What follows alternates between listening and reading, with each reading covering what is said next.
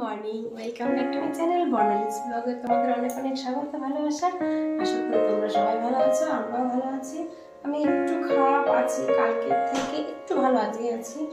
তো এখন বাজে 11:30। এখন থেকে আমি আমার ব্লগটা স্টার্ট করছি। সকালে খাওয়া দাওয়ার পর রান্না বসিয়ে দিয়েছি। আজকে কি কি রান্না হবে তাহলে চলো রান্নাঘরে যাই, গিয়ে বলি কি কি রান্না হবে। এই যে এখানে আমি আমের চাটনি বসিয়ে দিয়েছি, আর এখানে মানকচু আমি একটু জলে ভাপ দিয়ে নিচ্ছি। মানকচু দিয়ে রুই মাছ দিয়ে ঝোল হবে, আমের চাটনি হবে। আর বাবা কালকে রাতে বলেছে যে কচুটা ভালো নিয়ে এসেছি। কচুটা সত্যি খুব ভালো, মানে একদম দুধ সাদা কচুটা, এত সাদা। আর বাবা কাল রাতে কচুটা ভালো দেখেই বলছে যে আজকে কথা বলছে যে আজকে কচুটা বাটা করবি নারকেল দিয়ে, আর মাছ দিয়ে কচু দিয়ে ঝোল করবি, আর আমি চাটনি করবি। চালটা ছিল, ভেবেছি চালটা চাটনিটা করবো, কিন্তু না আম নিয়ে এসছে। তো চালটা দুদিন রাখলেও অসুবিধা নেই, জানি না ভালো হবে কি খারাপ হবে। তো আমার মেয়ে অবাক হয়ে গেছে যে শুনেছি চালতার চাটনি করবো না। তো আমি চাটনিটা আজকে করি, আর চালতার চাটনিটা কালকে করব। আর মাছটা এখনো ধোয়া হয়নি, মশলাও করিনি। তার ফাঁকে তোমাদের সঙ্গে আমি শেয়ার করতে চলে এলাম। এটা ফুটে গেছে, এটা একটু কমিয়ে আমটা ভালো সিদ্ধ হবে না। আর বাবান গেছে, বাবান বাড়িতে নেই, বাবান গেছে পেট্রোল পাম্পে ওর বাড়ির সঙ্গে গাড়িতে তেল ভরতে। তো ওই জন্য আমার মেয়ে বলছে মা ভাই তো বাড়িতে নেই, তুমি ঝটপট করে রান্নাটা সেরে নাও। ও যদি চলে আসে, ও না এখন কি হচ্ছে কাকে মানে কাকা তিনতলার ছাদে যোগ্য করার যে ট্রেটা হয় সেটা রং করছে। এবার ও না এখন একলা একলা গেট খুলতে শিখে গেছে, গেট খুলে সোজা চলে যাচ্ছে চারতলা সিঁড়িতে, একা একা উঠতে চাইছে। তো কাকার হাতে তো রং, কাকা না রং করে মানে রং করা অবস্থায় হাত তো রং লেগে যায়, ওকে ধরতেও পারছে না, আবার হাতটা তাড়াতাড়ি করে পরিষ্কার করতেও পারছে না। ওই জন্য আমি বললাম তুমি নিয়ে যাও, সেই ফাঁকে আমি রান্নাটা করি। নইলে বাড়িতে থাকলেও আমরা এই যে কাজের তালে থাকবো, ও আবার চলে যাবে ওপরে। তো মশলাটা করে নি, আর মাছটা এখনো ধোয়া হয়নি। তো মশলা টশলা করে মাছ ধুয়ে ভাতটাও বসাইনি। তারপর তোমাদের সঙ্গে আমার সাথে থাকো আর দেখতে থাকো, সেই ফাঁকে আমি মশলাটা করে নিই। মাছ ভাজা হয়ে গেছে, কচুটাও ভাপ দিয়ে নিয়েছি। আর এই যে এখানে একটু টমেটো কেটে দিয়েছি, টমেটো দেবো। কেননা কচু জাতীয় জিনিস তো একটু টক জাতীয় জিনিস দিলে যদি গলা চুলকায়, টক দিলে নাও চুলকাতে পারে। আর এখানে নিয়েছি আদা, ধনে, আর কি নিলাম জিরে, আর শুকনো লঙ্কা আর কাঁচা লঙ্কা, এগুলো পেস্ট করে নিয়েছি। আর এখানে এই যে তেজপাতা, শুকনো লঙ্কা, ধনে আর জিরে, গুঁড়ো মশলা যেটাকে বলে ভাজা মশলা। কচুর তরকারিতে ভাজা মশলাটা দিলে কচুর তরকারিটা খেতে ভালো লাগে। তো আমি এটা এখন বসিয়ে দেবো।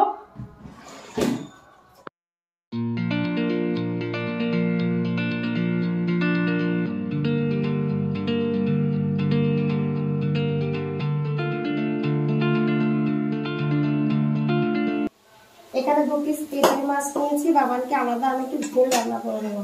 ওকে আমি দেখেছি আলাদা যদি ডিমের ঝোল, সয়াবিন কিংবা পনির আলাদাভাবে করে দিই তাহলে তাড়াতাড়ি খেয়ে নেয়। আর ওই রোজ রোজ ডাল দিয়ে ভাত মাখি, পাশে মাছ ভাজা কিংবা ডিমই তো খেতে চায় না, বেশি বিরক্ত করে।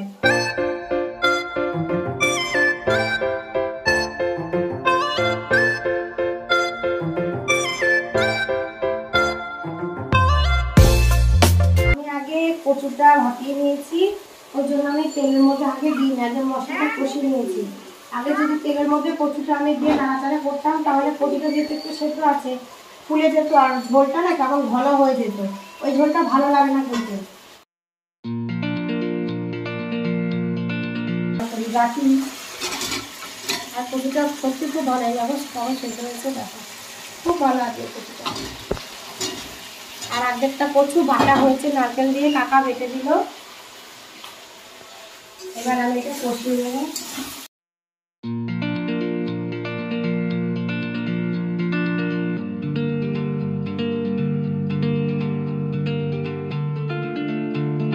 কচু দিয়ে কই মাছ দিয়েও ভালো লাগে খেতে। এটা ঢাকা দিয়ে দেবো, ফুটলে কমিয়ে দেবো, তারপর মাছগুলো দিয়ে দেবো। সেই ফাঁকে বাবানের জন্য একটু সবজি কেটে নিয়ে মাছের ঝোল বানাবো। বাবানের জন্য যে মাছের ঝোল করবো কি কি নিয়েছি, পটল, সিম, আলু, আর এই যে একটুখানি পেঁয়াজ, সেটা কুটে খেয়ে নেবে।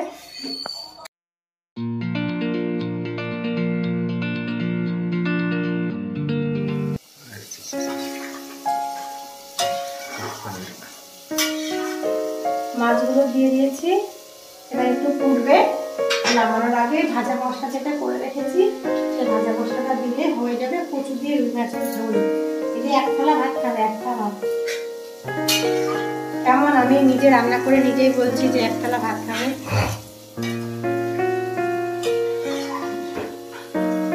আগে আমি কিছু রান্না করতে পারতাম না, তবে এখন আমি যেটুকু পারি সেটুকু আশা করি 10 জনের মাঝখানে আমি চালিয়ে দিতে পারবো। 10 জনকে আমি ম্যানেজ করে নিতে, 10 জন না বেশিও পারবো, 20-25 জনের রান্না আমি করে নিতে পারবো। পিকনিক খাই তখন পিকনিকটা 2-4 জন মিলে হয় না, অনেক মিলে খাই, সেটা আমরা আবার খাবো। তো বেশিরভাগ রান্নাটা আমিই করি, সবাই মিলে ধীরে যেহেতু হয়, কিন্তু আমি বেশিরভাগটাই করি।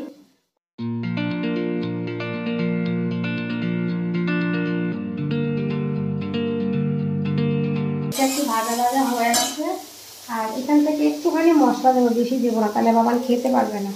নাম মারতে একটু মশলা দেবো।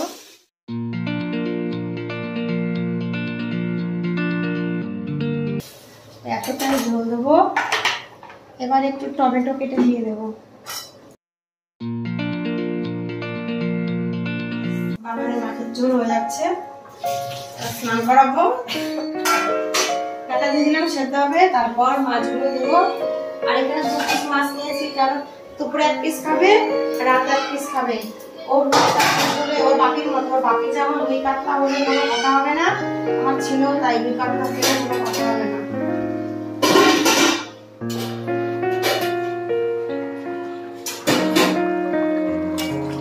মাছের ঝোল রেডি। এই ভাজা মশলাটা এবার আমি এটাকে দিয়ে দিই।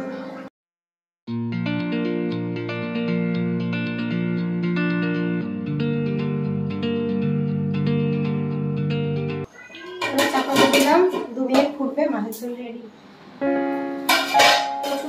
মাছের ঝোল রেডি। তো দেখো, কাছে এসে দেখাও, কাছে এসে এত কষ্ট করে রান্না করলাম, মনে হচ্ছে যে খাসির মাংসের ঝোল। আগে দর্শনধারী, তারপর গুণ বিচারি, খেতে ভালো হোক আর না হোক, কালারেই মন ভরে যাবে, অর্ধেক পেট কালারেই ভরে যাবে।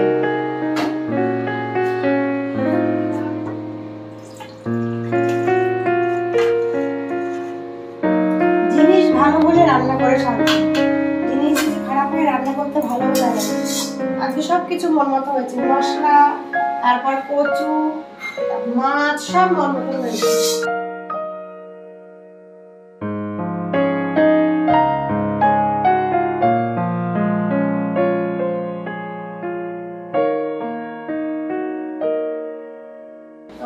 কচুর ঝোল মাছ দিয়ে রেডি হয়ে গেছে।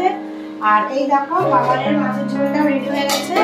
এখানে আমি একটু ধনেপাতা দিয়েছি। বাবারের মাছের ঝোলটা একটু রুগীর ঝোলের মতন আমি করি, কারণ ওকে তেল মশলা খাবার খাওয়াই না।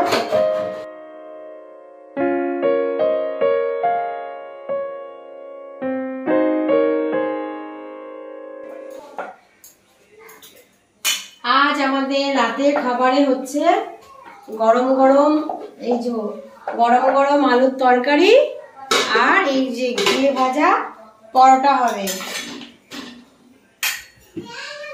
এটা আমার মেয়ে বায়না ধরলো, মেয়ের বায়নাতে করা। তেলে ভাজা পরোটা থেকে ঘি ভাজা পরোটাটা খেতে বেশি ভালো লাগে।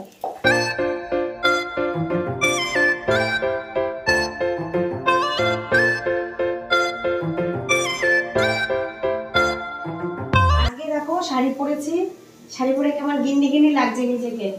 বাড়িতে আমি শাড়ি পরি না, তো আজকে দুপুরবেলা খাওয়া দাওয়ার পর একটা জায়গায় মানে একটা কাজে বেরিয়েছিলাম পাশে লোকালেই, তো সেখান থেকে এসে কাপড়টা ছাড়িনি। তো আমি ভাবলাম যে কাপড় পরে তো মানে শাড়ি পরে তোমাদের সামনে খুব একটা আমি সেরকম আসি না, কোথাও গেলে তখন শাড়িটা পরি, তারপর তোমাদের সামনে আসি, আর বাড়িতে তো পরা হয় না। তো এই যে শাড়ি পরেছে, যে সত্যি নিজেকে কেমন গিন্নি গিন্নি মনে হয়। এটা ভাজা হয়ে যাক, তারপর খাওয়া দাওয়া যখন করবো, সাথে থাকো আর দেখতে থাকো, কোথাও যাবে না। ঘিয়ে ভাজা পরোটা আর গরম গরম আলুর তরকারি সবার খাওয়া হয়ে গেছে, খেয়ে দিয়ে চলে এসেছি। ওই ঘরের ছেলে মেয়ে আছে, দুষ্টুমি করছে বলে আমি পাশের ঘরে চলে এসেছি। তো এখন তোমাদের সঙ্গে গুড নাইটটা আমি শেয়ার করবো, তার জন্য এলাম। আর খাওয়া দাওয়াটা সবাই খুব ভালোভাবে খেয়েছি, অনেকদিন বাদে পরোটা আর গরম গরম আলুর তরকারি হয়েছে। তো আর ঘিয়ে ভাজা পরোটা হলে কারোর কোনো কথা হবে না, সবাই চেটে পুটে খেয়ে নেবে। বাবান ভাত খেয়েছে, বাবানের জন্য দুপুরবেলা সবজি দিয়ে মাছের ঝোল করেছিলাম, সেটা রাত্রের জন্য নিয়েছিলাম 1 পিস মাছ, সেটা দিয়ে বাবান খেয়ে নিয়েছে।